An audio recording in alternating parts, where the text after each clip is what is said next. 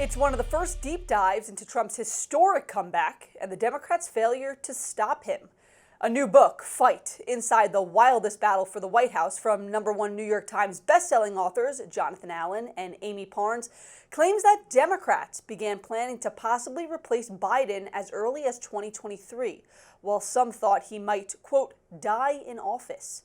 Joining me now with more revelations is the Hill's senior political correspondent and co-author of Fight, Amie Parnes. Amie, it's an incredible book, eye-opening, newsy. Everyone should go out and buy a copy when it comes out tomorrow, April 1st. I want to dive into some of these newsy parts that you and John Allen outline in the book. This was arguably the most consequential election in American history. The book includes incredible new information on how it all went down. Let's start, though, with the moment that President Biden actually decided to step aside. The book details how Harris had to, quote, plead for Biden to endorse her the same day.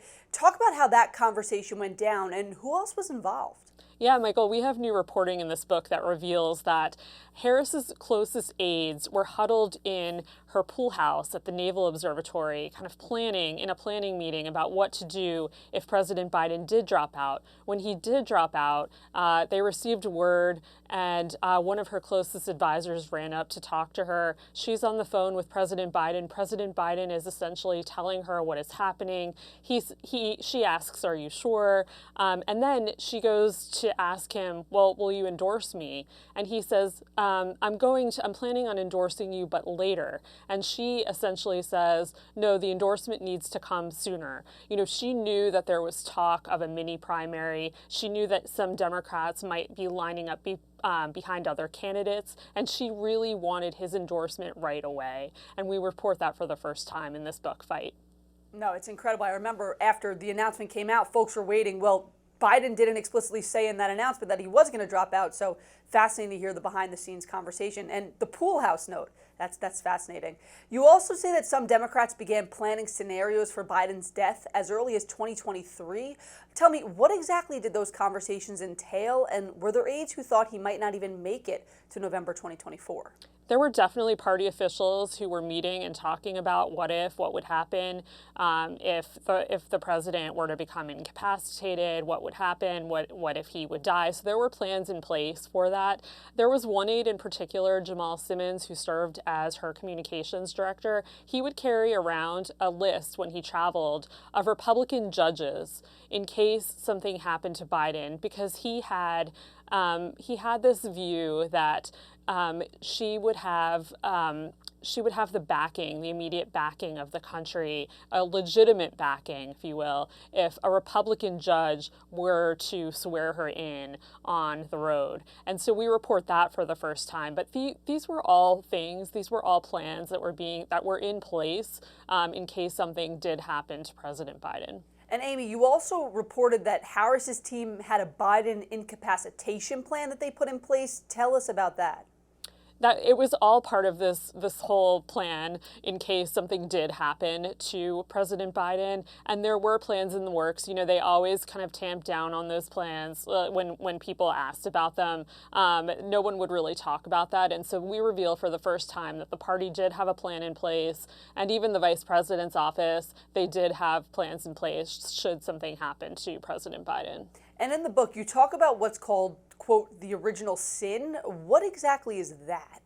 A lot of people right now are looking at the former President Biden, and they're saying, why didn't he accept responsibility and walk away from a second term sooner? He should have done that for the party. But then again, you know, you have Biden loyalists who say, look, he had a very successful presidency, he had a very successful economy, he did very well during the State of the Union address, and he deserved to run again. And so there is this push-pull, regarding this, but a lot of people feel, and someone told my co-author and I, Jonathan Allen, that, you know, this was the original sin, that his people should have realized, and he should have realized, that it was time to walk away from it. He came in, of course, in 2020. He said that he was there to save the country and to save his party. He did that, and he could have stepped aside and passed the baton to someone else, but he did not.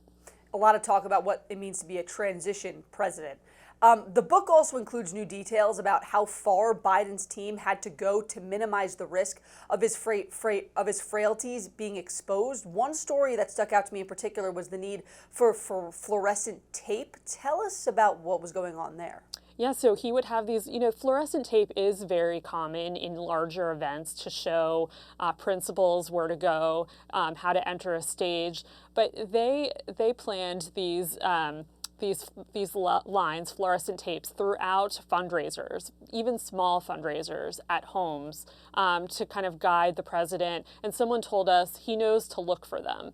And so that was something that they did even at the smallest events to kind of guide the president. We also have new reporting detailing how on foreign trips there was a makeup artist that met President Biden before any events. Sometimes he would even miss meetings to attend to have his makeup made up.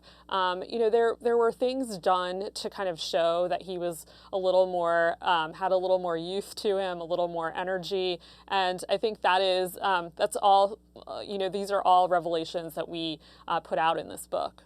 All right, Amie Parnes, it's an incredible book. Everyone should go out, get a copy, and read it. Thank you so much for joining us and giving us a sneak peek of some of the newsiest bits. Thank you. And Fight Inside the Wildest Battle for the White House is out on April 1st. For more insight from Amie, tune into Cuomo on Wednesday on News Nation. And that's all for today's Daily Debrief. I'm Mychael Schnell. Be sure to like, share, and subscribe to The Hill's YouTube channel, and come back here soon for the intersection between politics and policy.